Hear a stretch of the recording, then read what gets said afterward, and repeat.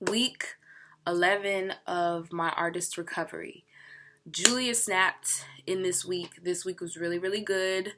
And I'm so geeked for week 12. It's kind of unreal. But I just want to read some of the key things from each chapter that I took that I don't want to forget, that I want to say to this camera right now so I can come back in case I ever need to. And for anybody who may be watching. We were talking about success. We were talking about just the whole idea of success as an artist, as a creative. And I'm going to read exactly the points that I wrote down. Creativity is a spiritual practice. It is not something that can be perfected or finished or set aside. When we get there will disappear, and then your appetite will grow. We are asked to expand so that we don't contract.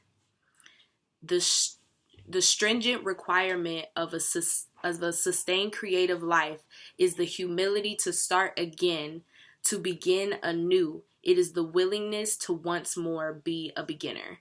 And just to kind of go on a little mini tangent here, that's huge.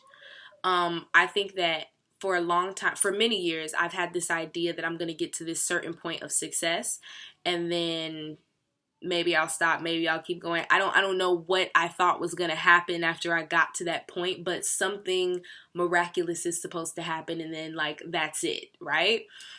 And in order to remain creative, you have to continue to create. And I find that when I was 12 years old, I was fantasizing about doing what it is that I'm doing right now in my life. And right now in my life, I'm fantasizing about what I'm going to be doing then, which means that you're constantly expanding. And I love how she said creativity is a spiritual practice. It's forever. It's damn near fucking religion. and it really is when you think about it, because creativity is just the source of the creator. And so it is a spiritual practice, which means that you're forever expanding, and that expansion is necessary so that you don't contract. And it was really humbling when she said that you have to be willing to be a beginner. It made me think about Beyonce. I was watching, hold on one second. It's too damn loud.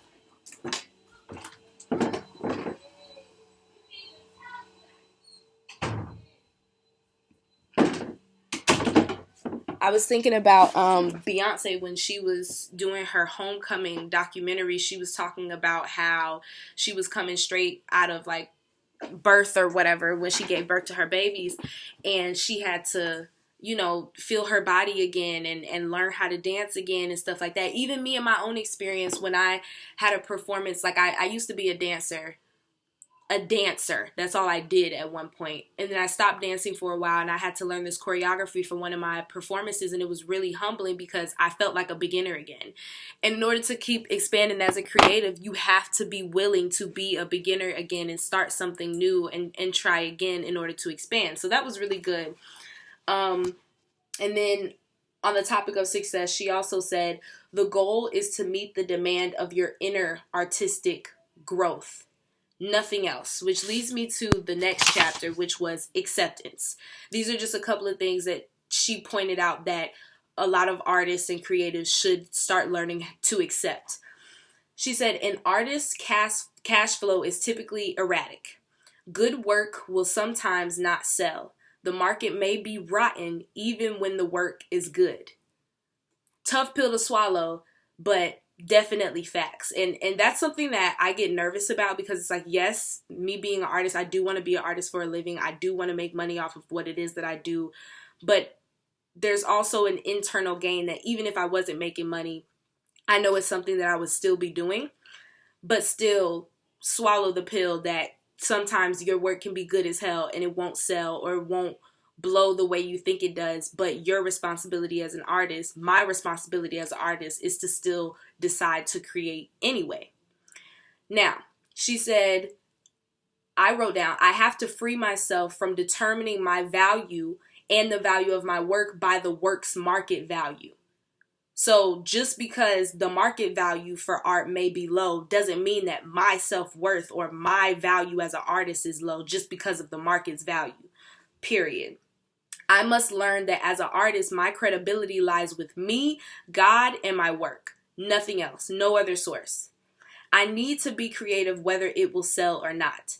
I need to create what wants to be created regardless of anything and anyone. Sometimes I will perform badly, I'll write badly, I'll film badly, but I have a right to do that in order to get to the other side. And that's so big. And I think I talked about this like maybe 2-3 weeks ago. I can't remember what week it was when I was saying that I wanted to start working with my errors and not fearing mistakes, because the passion could be lying in the mistakes. And when you do so much editing and you keep picking at your work, you're picking at the passion of it. You're picking at the life of it. And even when I'm writing songs, like I'm working on a mixtape right now, my album. When I'm working on my album, I notice that let me say it like this. When I used to write songs, if it started off badly, I wouldn't finish it because I'm just like, this is a bad song. But what I'm learning is, in order to get to the other side, you got to push through that. It's going to be bad. Like you have to start, doing something badly in order to get to the other side. And I think it's a lot of willpower and trust in your source and in yourself that you'll get through that. It's bad right now, but eventually you'll get to that other side, and you're allowed to do that. And that is okay. For real. And I know it's whatever. I don't give a fuck how it sounds. Bitch, talking to me. So then I wrote, my life is my art. When my life gets dull, my art gets dull. And that's just what it is. So that's just a mental note to know that when shit just starts getting stale, maybe I should be looking at my life. Maybe my life is a little dusty.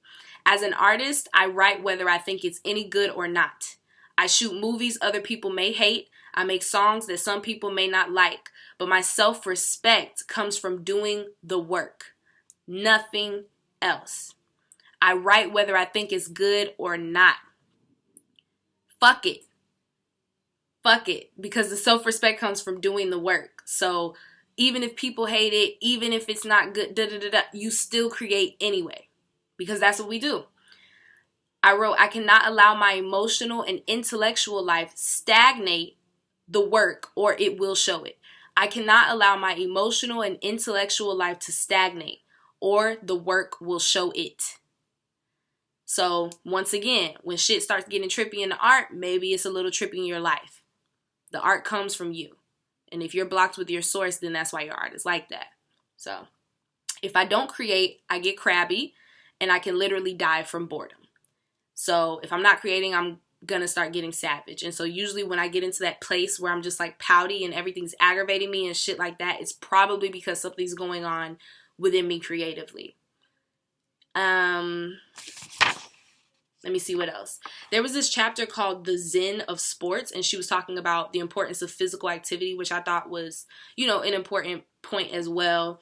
Talking about going on walks, and when you're spiraling, just go for a walk, and being creative requires like a physical action, and that's why I think writing helps me so much, because it takes physical effort, not typing on a computer, not just like thinking it in your head, but actually taking the time to write something triggers your mind, and it's a state of action. And after you start writing and you're physically moving and doing that, it kind of triggers a pattern or a snowball effect of you doing more actions by taking that one action.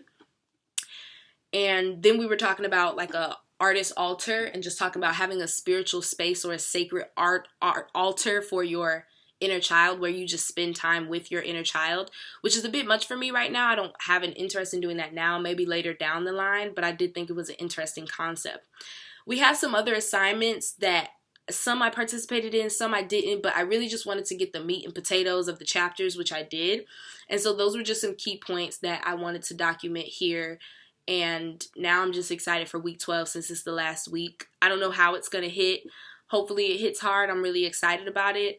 But yeah, I think that's pretty much it. I'm feeling good. I'm feeling really good. This week was a bit hectic. I think I skipped maybe 2 or 3 days of writing, of doing my morning pages.